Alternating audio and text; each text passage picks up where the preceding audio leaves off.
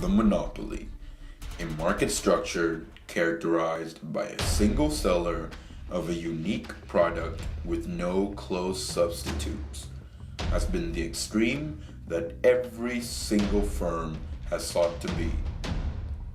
Only the greatest businessmen during their peak have achieved a total and complete monopoly. People such as Nelson D. Rockefeller of Standard Oil, Andrew Carnegie of the United States Steel, and Alexander Graham Bell of the American Telephone and Telegraph were more commonly known in our era as the one and only AT&T. There has been no great others, none like them, until the new technological age of the late 20th century, when Bill Gates cornered the market, giving Microsoft a shocking 95% of the market share in the computer operating systems industry for a good 20 years. Microsoft was a virtual monopoly with the invention of Windows, but ever since 2004, Microsoft's market share has since dwindled exponentially because of the rising competition from advancing firms such as Apple, Linux, and the great Google.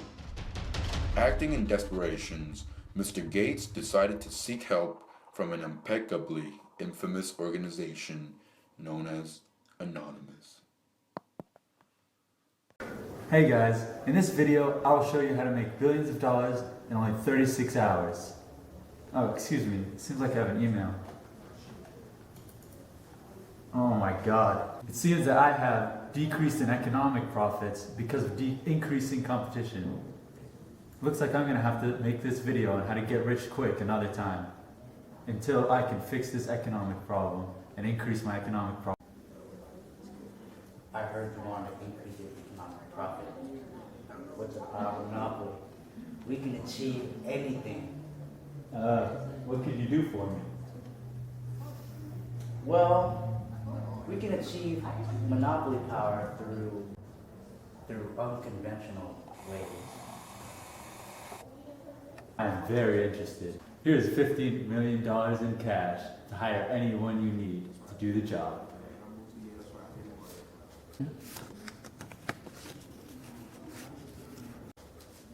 Perfect. To get a basic gist of what Mr. Gates wants, I should probably watch an AC/DC econ video on monopolies. Hey econ students! Alright, today we're going to be talking about monopolies in under 60 seconds. But before we start that, I'm going to spend like 4 minutes actually explaining it, so I don't know why I'm doing this. Anyways, so the thing you have to know about monopolies is that when marginal revenue crosses the marginal cost, you go up to the demand curve, and that's the price you're going to charge as a monopoly. So just to recap, marginal cost is the cost per product, and marginal revenue is the revenue per product, and marginal cost is the cost per product. Simple, right? So the reason that a monopoly does this to restrict demand is because if they produced more, they couldn't charge this price for some consumers and this price for other consumers, right? Because they can't price discriminate, that's illegal. So they charge this artificially high price and produce this artificially low quantity to make sure that they get the most bang for their buck. 60 seconds, done. But wait, bonus round. Alright, where in the demand curve is this elastic? Well, let's look at the marginal revenue. When marginal revenue is positive, total revenue is increasing, right? So where marginal revenue is positive, we translate that part to the demand curve, and that part is elastic, right? Because if marginal revenue is positive, total revenue is increasing. Now, let's look at where it's unit elastic.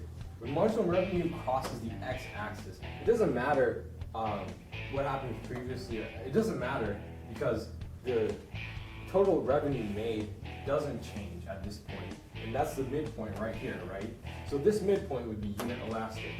If we keep on going down where marginal revenue actually becomes negative, all right, marginal revenue negative, okay, then we notice that total revenue begins to decrease, right? Because it's inelastic here because total revenue begins to decrease because marginal revenue is negative, and that's the bonus round. Alright, so we'll separate the cream from the crop. Let's see who actually understands monopolies, okay? Now let's start off with a simple question. Where is the profit maximizing quantity? Can anyone tell me? Let's see. Monty. Wait, 1 second. You need a packet? I'm looking for it. Oh, Wait. I found it. I'm sure you did. Anyways. Can someone who isn't an idiot answer this question? Chris? Profit maximization is when MR equals MC, when it crosses.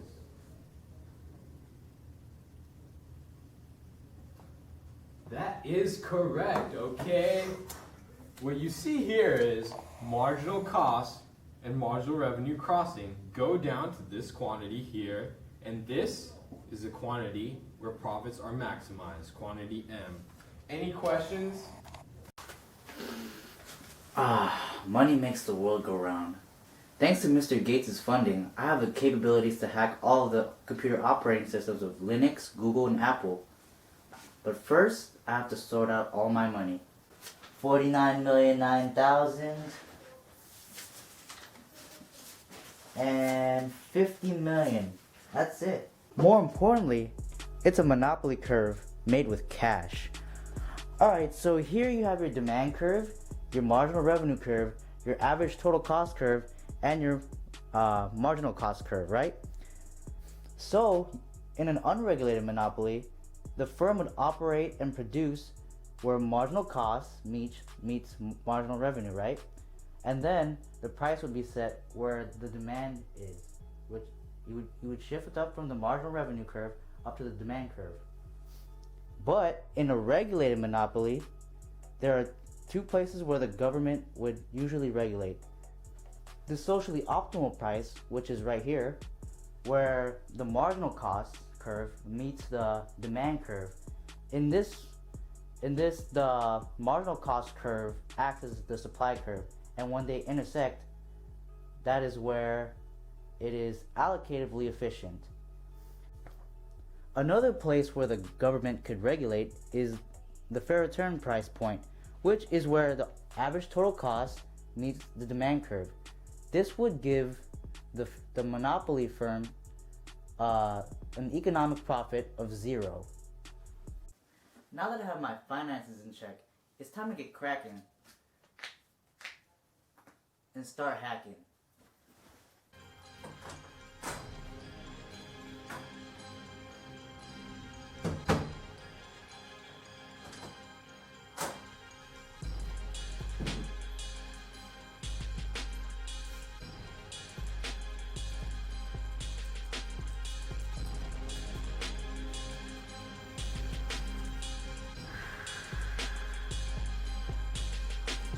Yes, I did it.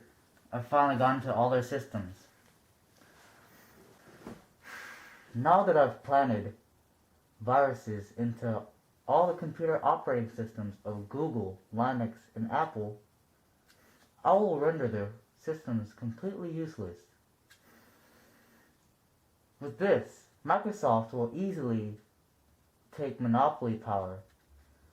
With technology and computers so vital to everyday life, I believe that we can negotiate a deal with the US government for a little first-degree price discrimination.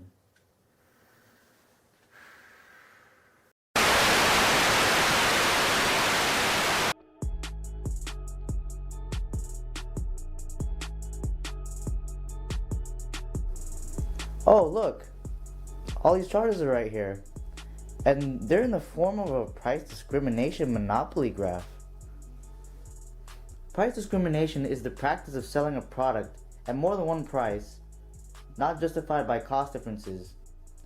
The market is segregated based on how much each person is able to pay. And to have price discrimination, buyers cannot resell the product.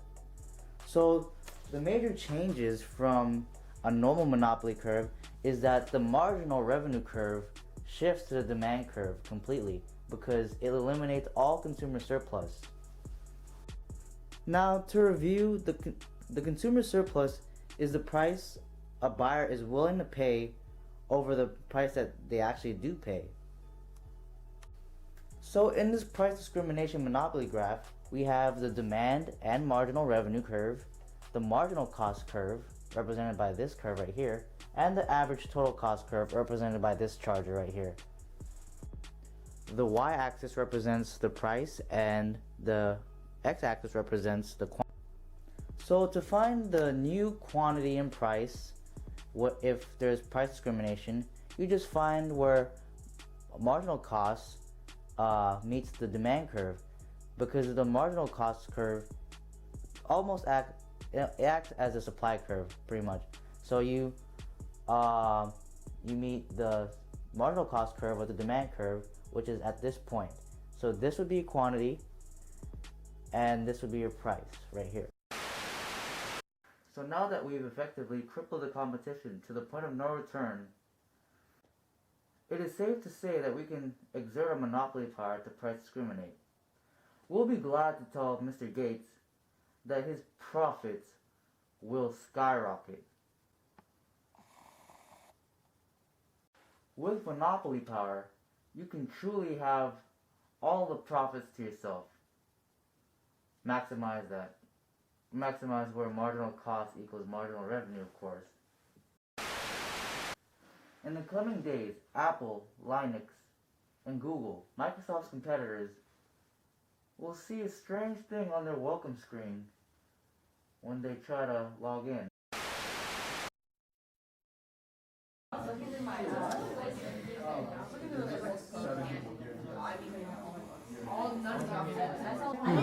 Time to check my Google stocks.